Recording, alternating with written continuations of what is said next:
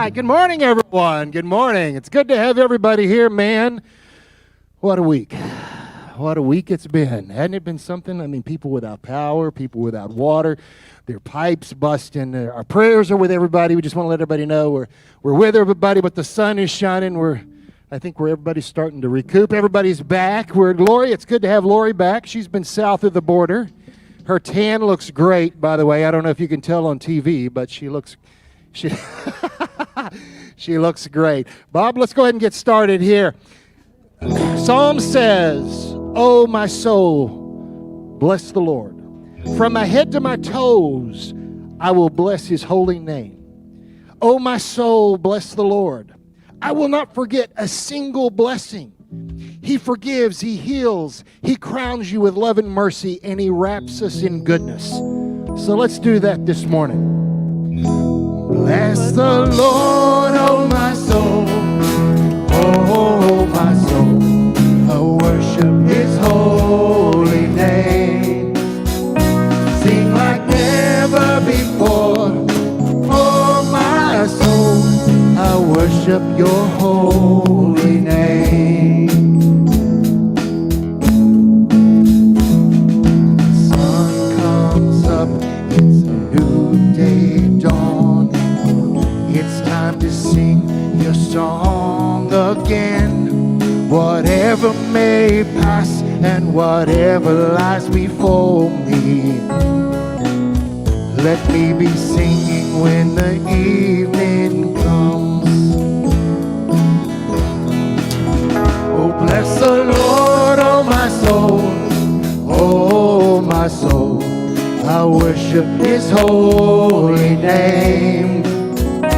Sing like never before, oh my soul, I worship your holy name. You're rich in love and you're slow to anger. Your name is great and your heart is kind. For all your goodness I will keep on singing. 10,000 reasons for my heart to find. So bless the Lord, oh my soul, oh my soul, I worship his holy name. And sing like never before, oh my soul, I worship your holy name.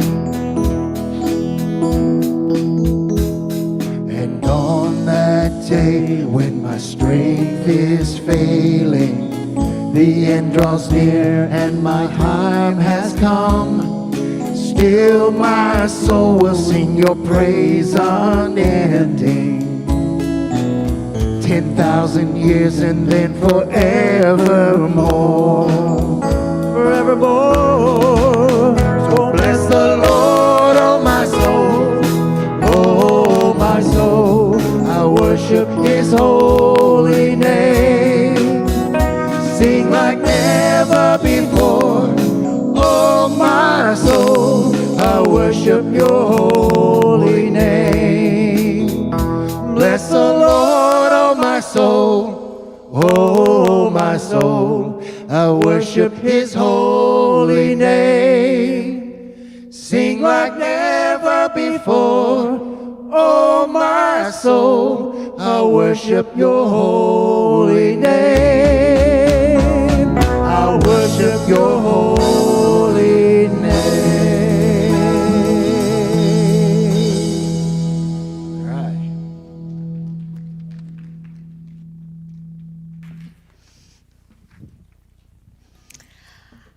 Well, good morning, everyone, and welcome to the Center of Unity Sunday experience today.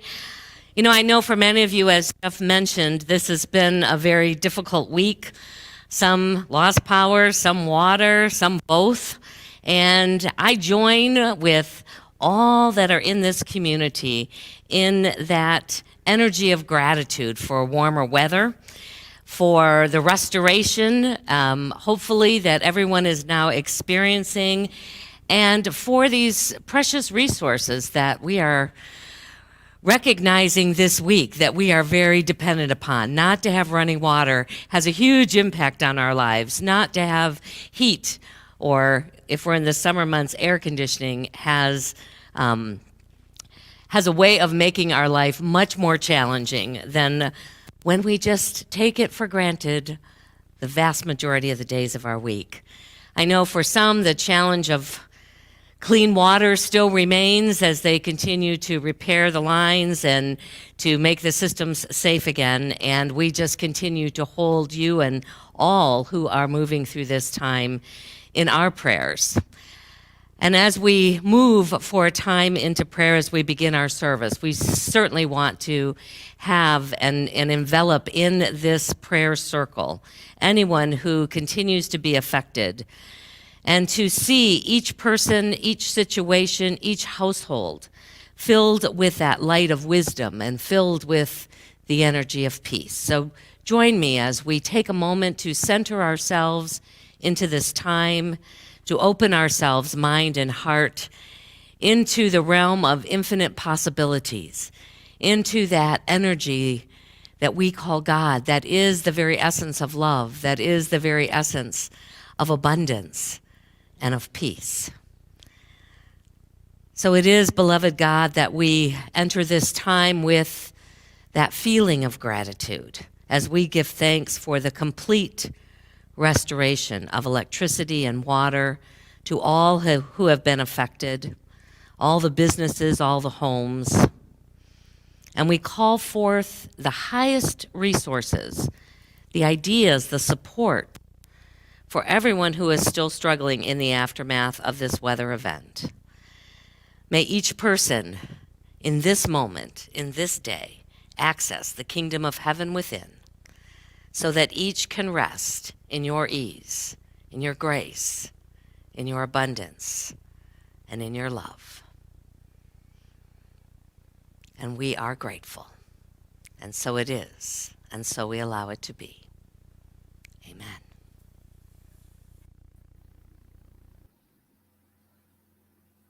Good morning. I would like to tell you about our mission statement. We inspire spiritual growth through prayer, education, and sacred service.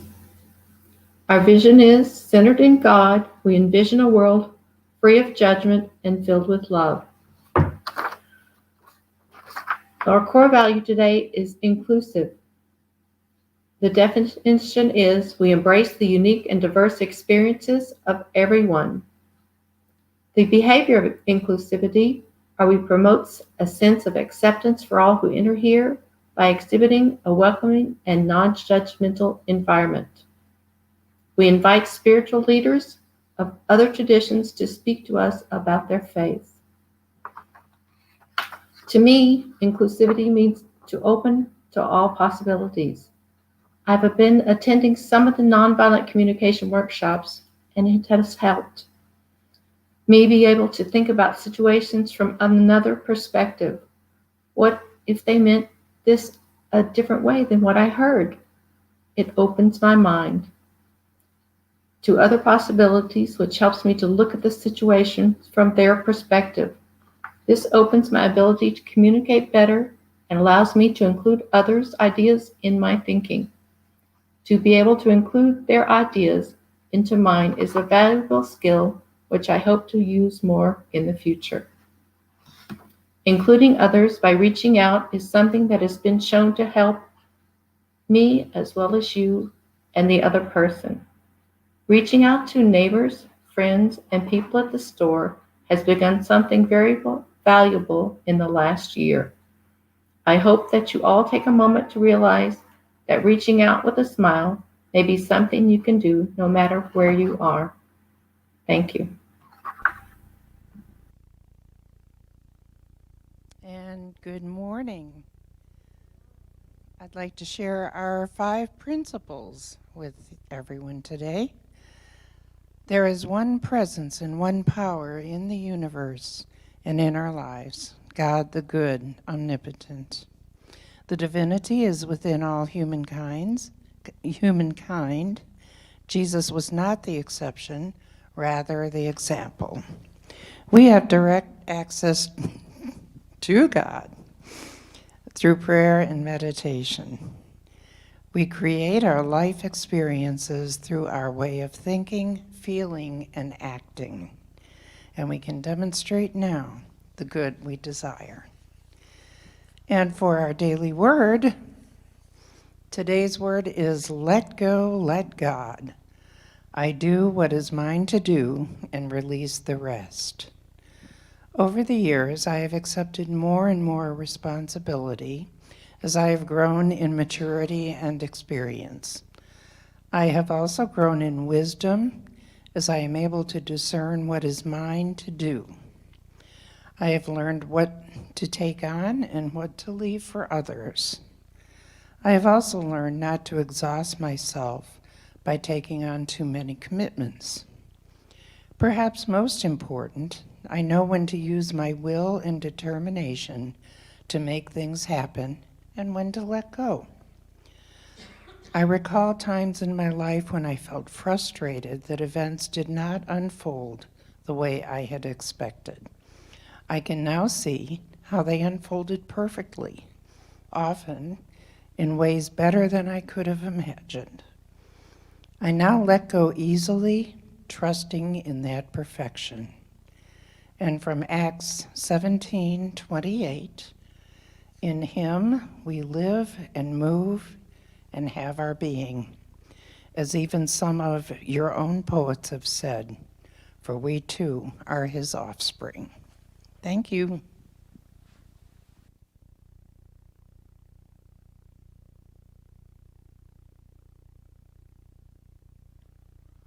Good morning, everyone. All right. Today at the Center of Unity, we'd like to highlight a great figure in the Unity movement, an African American figure in the spirit of Black History Month. Today, we would like to speak about the Reverend Dr. Johnny Coleman, and she is often referred to as the First Lady of New Thought.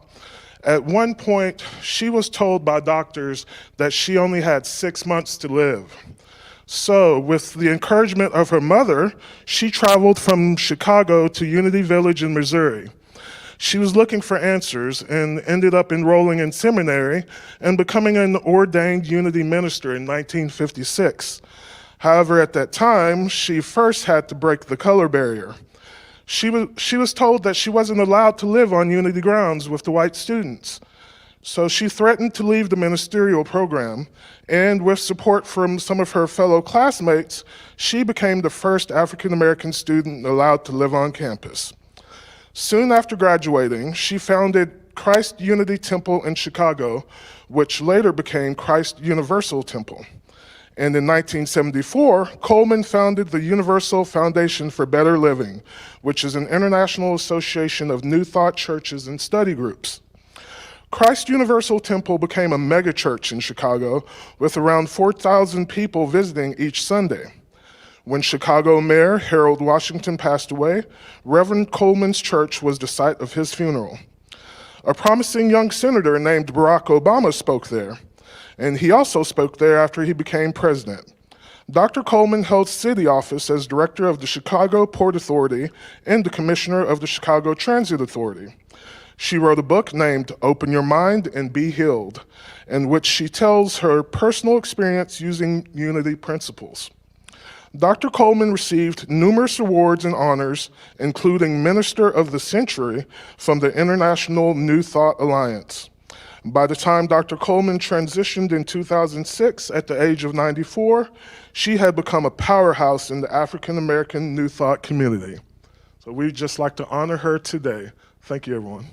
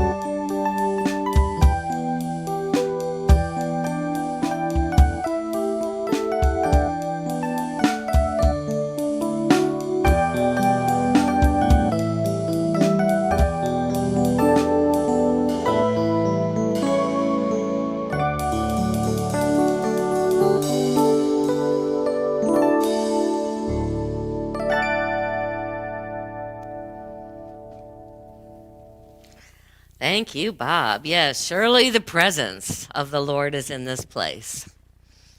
Well, there once was a rich man that was near death, and he was very upset, and he was grieving deeply because he had worked so hard to accumulate his wealth in this lifetime, and he wanted to be able to take it with him. So he began to pray that he might be able to take some of his wealth when he died. And an angel heard his plea and appears to him and said, "Sorry, sir, but no one is allowed to take any earthly possessions when they make their transition to heaven." But the man was very determined, and he asked the angel, "Would you please just go ask God this one time if he would make an exception?" And the man continued to faithfully pray that his wealth could follow him. And later that day, the angel reappears to him and says that God has decided to allow you to take one suitcase with you into heaven. Overjoyed and excited, he gathers all of his wealth and he converts it into gold bars, and he finds the biggest suitcase he can, and he fills that suitcase with the gold bars. And he places it beside his bedside so he is ready to go when that moment comes. Soon afterwards, the man dies and shows up at the gates of heaven, and St. Peter is there to greet him. And Peter, seeing that he has a suitcase with him, says, "Oh, I'm sorry, sir, you're not allowed to bring any earthly possessions into heaven with you." And the man said, "Oh, no. Please go and check. I've got a special deal with God, and he has allowed me to bring this suitcase in. It's already been approved." So Peter goes and says, "I'll be back with you." And sure enough, Peter returns in a few moments, and he says, "You know what? You're right. You are allowed to carry one bag in, but I'm told that I must check the contents before you can enter through the gates." And so Peter opens the suitcase to inspect this precious material that this man was so determined to bring into heaven with him.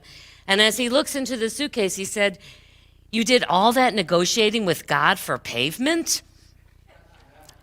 I know, it's kind of an oldie, but it is one that reminds us that sometimes the images that we hold of heaven are ones that have been fed to us that don't really reflect the truth of how it is as we go through life, both here on this earthly plane and beyond. And it leads us into this exploration that we're going to be having today about what exactly is the kingdom of heaven. Jesus had a lot to say about what the kingdom of heaven was. If you look it up and you see how many passages, it's one of the most repeated phrases in the New Testament. The kingdom of heaven is how he often started his stories. He used parables to try and help us to understand. He said that the kingdom of heaven is like a farmer who sows good seeds on fertile soil and reaps a crop. It's like a mustard seed, the tiniest of seed that can grow one of the largest bushes. It is like yeast that when mixed with water rises into its fullness. It is like a hidden treasure or the pearl of great price that when you are willing to sell it, all is added into your life. It's like a net thrown into the sea and catches fish of every kind. It's the wedding banquet whose father invites everyone in to join in this rich feast. And those who are not distracted by business or the busyness of the world are willing to accept. Nowhere in the New Testament does it describe the kingdom of heaven as a place where the streets are paved with gold and that the angels and cherubs are sitting on the sides of the roads playing their harps while everyone walks around in bliss. Nor does he describe it as the Jewish people of that time expected the kingdom of heaven to be, an earthly utopia ruled by peace and justice, harmony and abundance, as all the prophets had foretold. before the time of the Christ. In fact, when Jesus is standing before Pilate, facing his own imminent physical death, he says to Pilate, "My kingdom is not of this world." And yet Jesus does tell us that the kingdom of heaven is at hand. It is here. It is within. Jim Marion, in his book, Putting on the Mind of Christ, suggests that we cannot truly answer or begin to comprehend or experience this important question of what is the kingdom of heaven then, until we do as Paul instructed each of us to do, which is to put on the mind of Christ. Now, sometimes that's a little misleading because we think of the mind as that thinking part of us. But really, in this context, we're talking about the mind of spirit. And the mind of spirit is the mind of the heart. The author suggests that the kingdom of heaven is not a place that you go to, rather a place that you come from. That is not something that you die into, rather it is something you awaken to. Listen to that for one more moment. This is probably one of the biggest pieces of information that we can begin to appropriate to really help us access and tap in. It's not a place that you go to, rather it is a place that you come from. It's not a place that you die into, rather it is the place that you awaken to.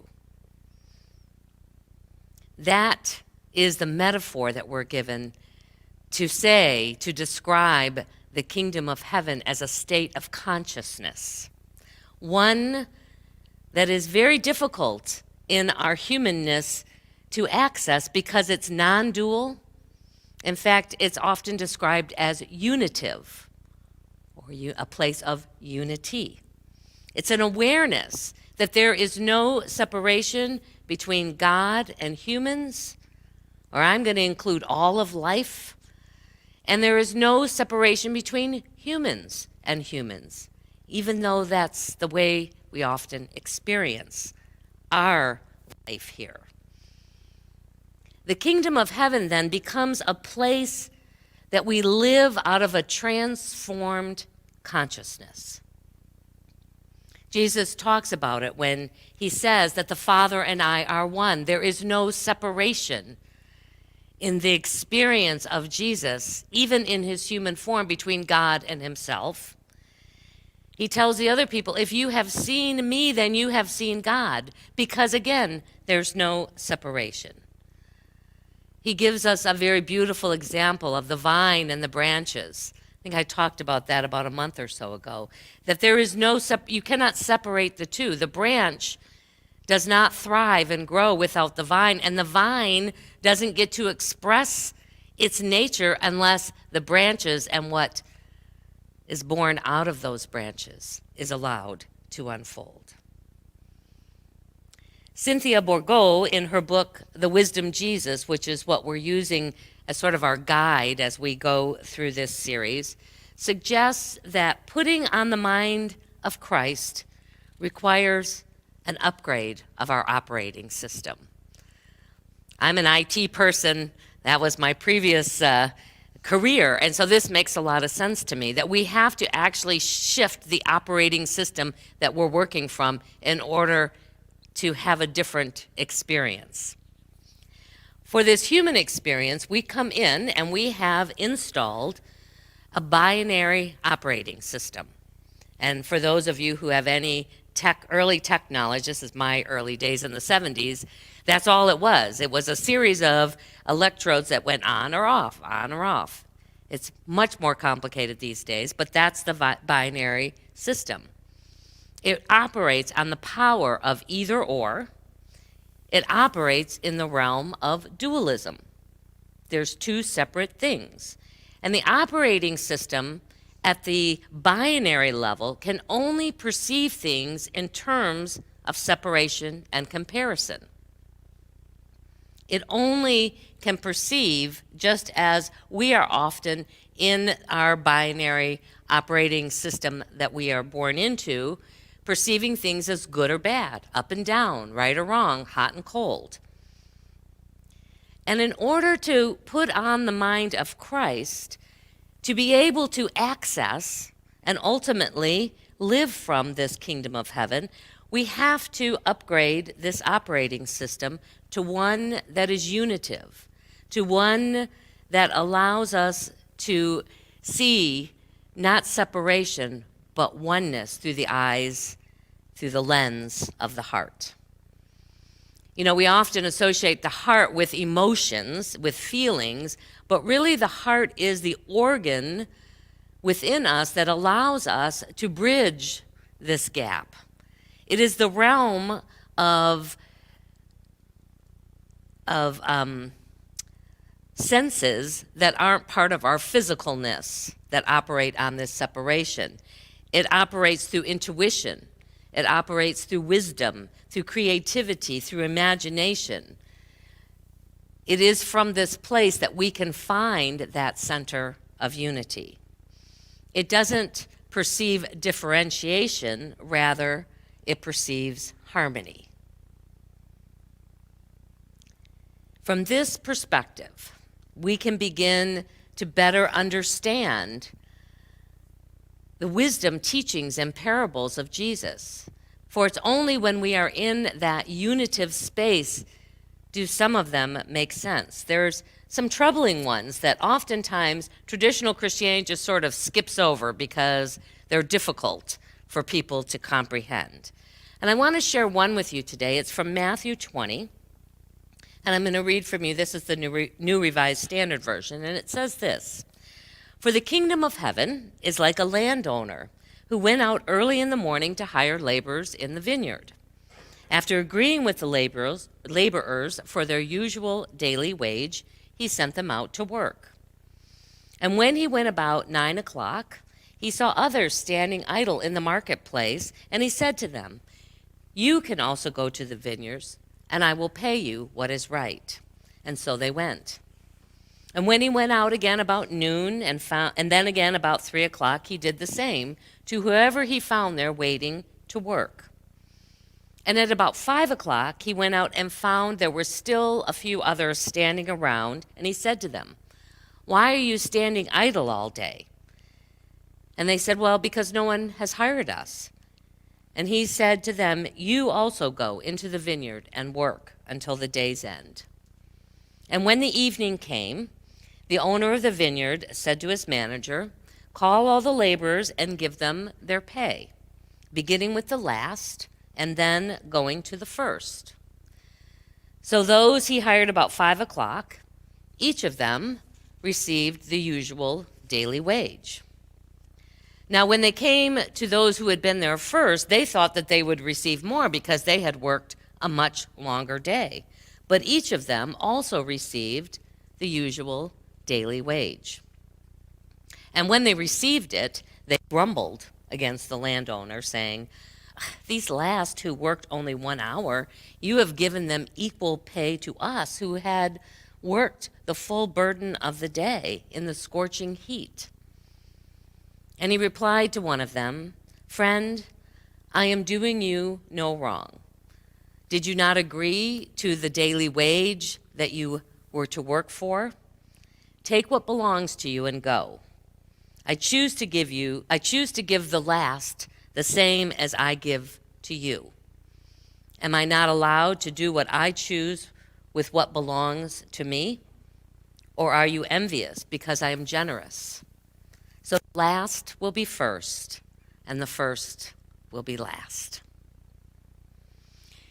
You know, if we look at this passage, at this teaching story from our egoic operating system, the first thing, at least that rises for me, and I'm guessing for many of you, well, that's not fair.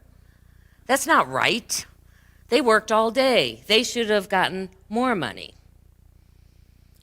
Because that system keeps track of more or less. It keeps track of better or worse. It keeps track of first and last. And yet, when we can shift and begin to perceive the situation through the eyes of the heart, through the mind of the heart, through this unitive operating system, we can begin to perceive that there's more than enough for everyone. That when everyone's needs are met, our own needs are met, because there is no difference between the two. Just like in software today, we receive updates and upgrades all the time. And I think that this is true of how it works in our own spiritual journey. It's not a one-time process. Sometimes we have events that happen in our life that really shake everything to the core, and we can see in a much clearer way. But more often, it's a slow and gradual and daily and moment-by-moment process. As we discover new ideas, as we discover new ways of interacting with life, then we have a new upgrade that's available to us that we can now appropriate into the way that we show up for life. One of the practices that the author in The Wisdom Jesus offers to us is something called the welcoming practice.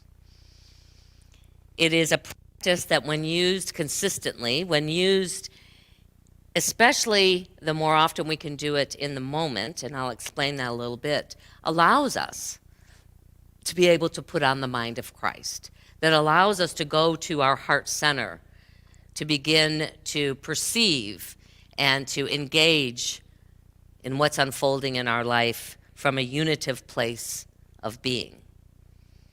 It was developed as part of the centering prayer movement, and if you've read the book, you're probably familiar with it, but Thomas Keating is one who started this new, more spiritual, contemplative practice. He's a Trappist monk, but he made it popular to the average person, and there are many centers around the world that now practice this contemplative prayer. And this is a 3-step process of acknowledging what's going on internally during a distressing, either physical or emotional situation, and, as the title implies, welcoming it as a way to ultimately let it go. It's best when we can do it in the midst, but that's probably not as likely to happen when we're first putting and practicing this as part of our day-to-day lives. But as soon as you can, it's intended to be an attitude adjustment, or I even would call it a lens adjustment, of seeing adjustment, and also as a way of acknowledging God's presence right in the midst of that distressing situation.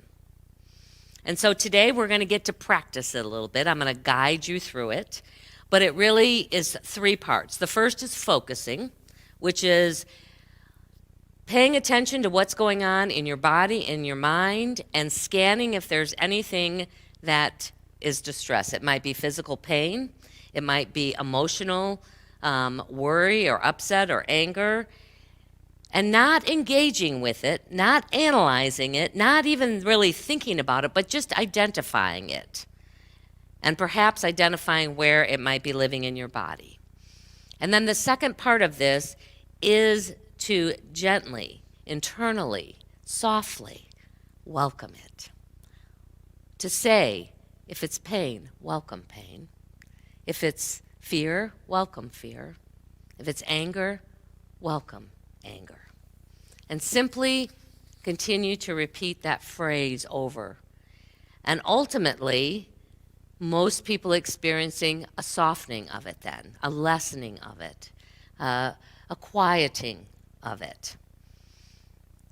What you're not welcoming in is the situation that you associate it with. I don't want people to, it's not like, your pipes burst and you're upset about it. You're not welcoming that the pipes burst.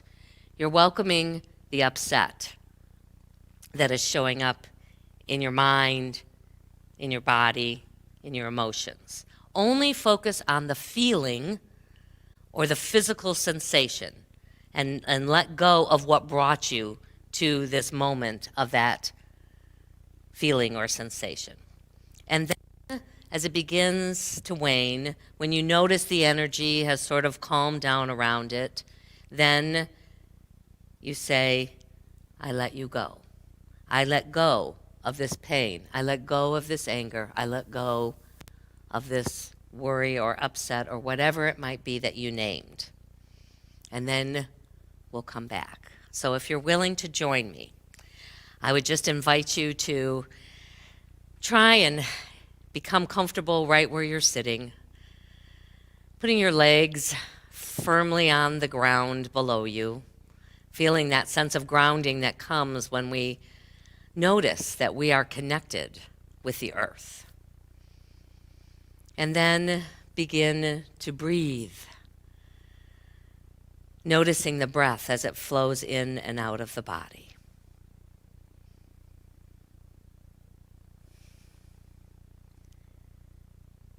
And bring that thinking part of you that we associate with our head and allow it to just gently sink down into your heart space so that your mind is now centered in the wisdom, in the lens of the heart.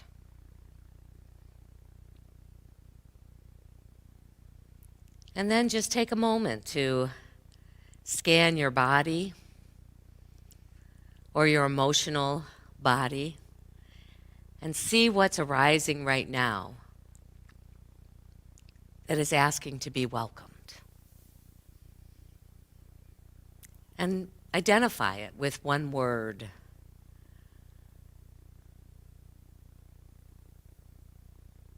And then simply begin to say, welcome. Welcome whatever word you've given it. Welcome pain. Welcome worry. Welcome fear. Welcome confusion. Welcome tightness. And just continue this practice for several moments.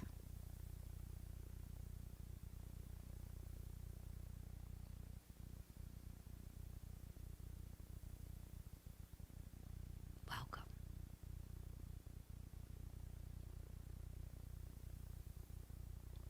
Welcome.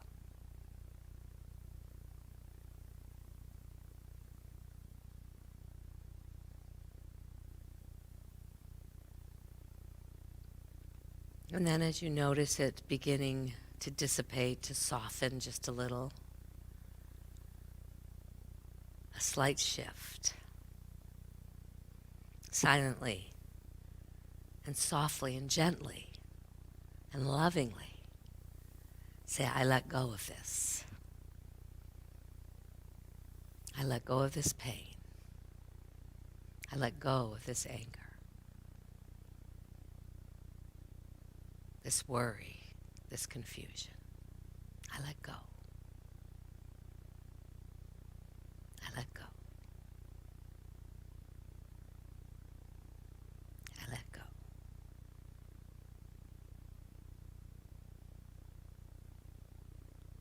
Taking another deep breath in.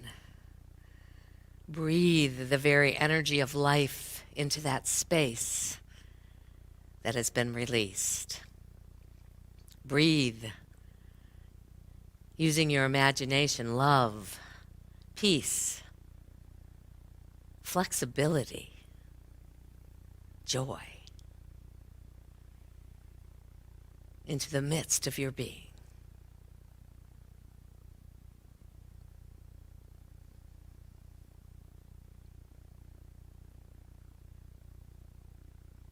Begin to wiggle your toes and your fingers and stretch. And bring yourself back to this time and to this moment. Awake, alive, alert, enthusiastic for the good this day unfolds. And when you're ready, you can open your eyes.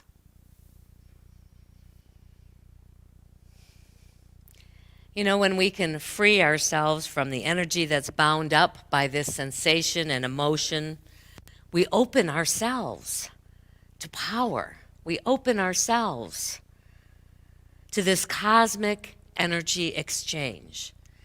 The same energy by which Jesus healed, by the power that allowed him to forgive.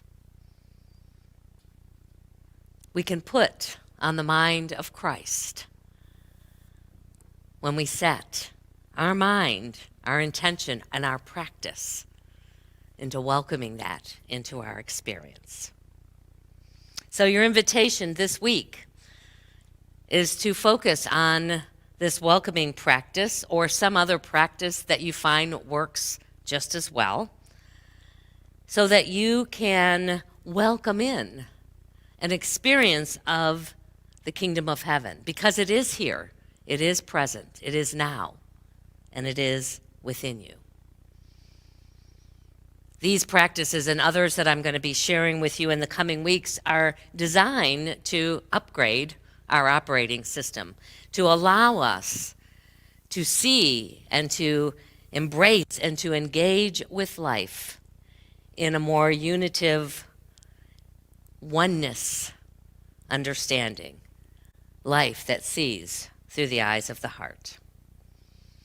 During this season of Lent, rather than focusing on the suffering of Jesus, which is what traditional Christianity often invites us to do, I invite you to focus on welcoming the mind of the heart, on welcoming the kingdom of heaven that is present in this moment and in all moments.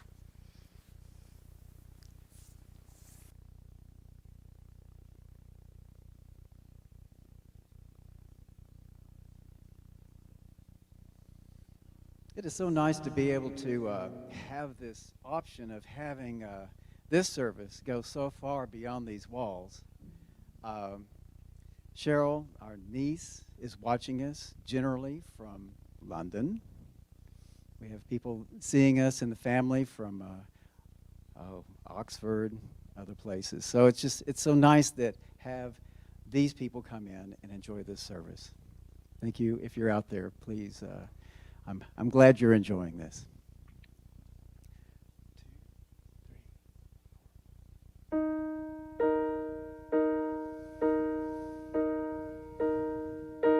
Some say love, it is a river that drowns the tender reed. Some say love, it is a razor that drowns the tender bleed. Some say love, it is a hunger, an endless aching need. I say love, it is a flower, and you, it's only seed. It's the heart afraid of breaking that never learns to dance. It's the dream afraid of waking that never takes the chance. It's the one who can't be taken, who cannot seem to give. It's the soul afraid of dying that never learns to live when the night has been too lonely and the road has been too long, and you think that love is only for the lucky and the strong. Just remember, lies the sea that with the sun's love in the spring becomes the rose.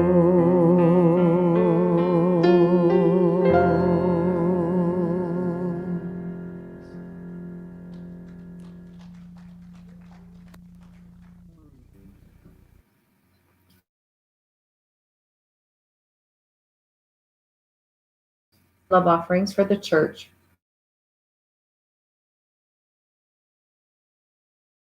As you hold your gift in heart and mind, divine love as me blesses and multiplies all that I give, all that I receive, and all that I am.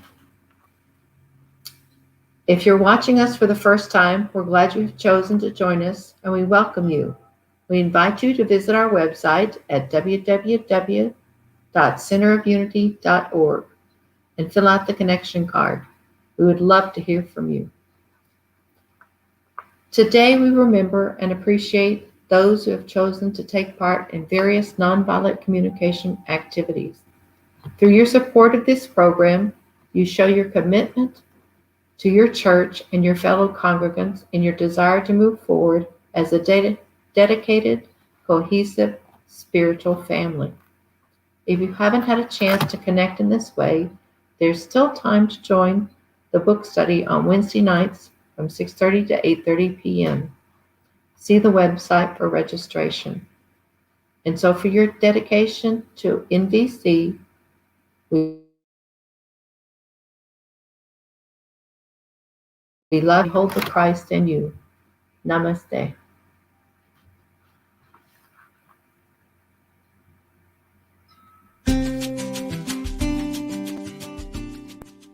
Here's what's coming up at Center of Unity. We are delighted to announce that we have the opportunity to deepen our understanding of connection and community with a 7-week series on Marshall Rosenberg's nonviolent communication, facilitated by Karen Stars.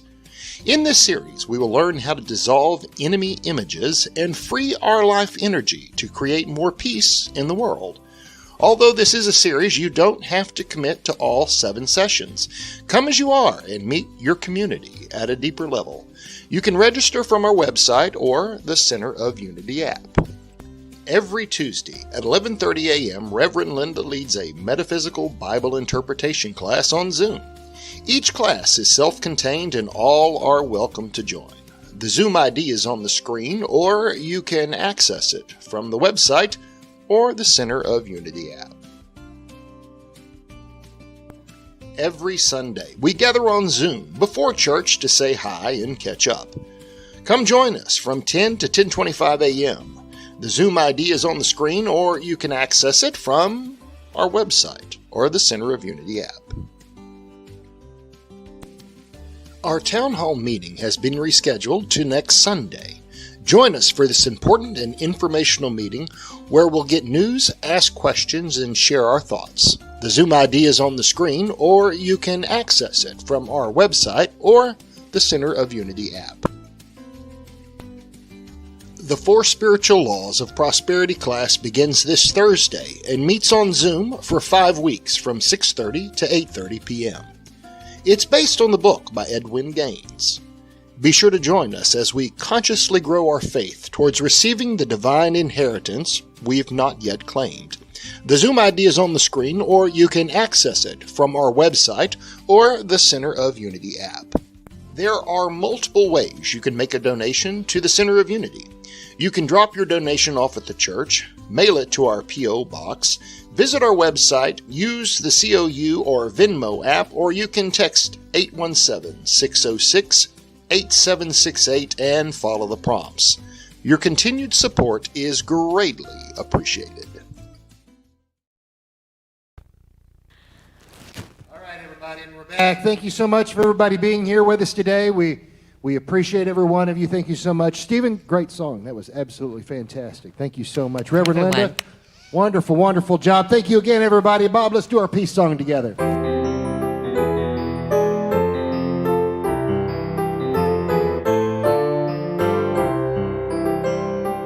Let there be peace on earth, and let it begin with me. Let there be peace on earth, the peace that was meant to be. With God as our Father, family all are we. Let me walk with my family in perfect harmony. Let peace begin with me. Let this be the moment now. With every step I take, let this be my joyous vow. To take each moment and live each moment in peace eternally. Let there be peace on earth, and let it begin with me. And so as we go into this day, into this week, tapping into that kingdom of heaven that is right here, right now, and is within, we go knowing our prayer for protection together. The light of God surrounds us. I am the light of God. The love of God enfolds us. I am the love of God. The power of God protects us. I am the power of God. And the presence of God watches over us. I am the presence of God.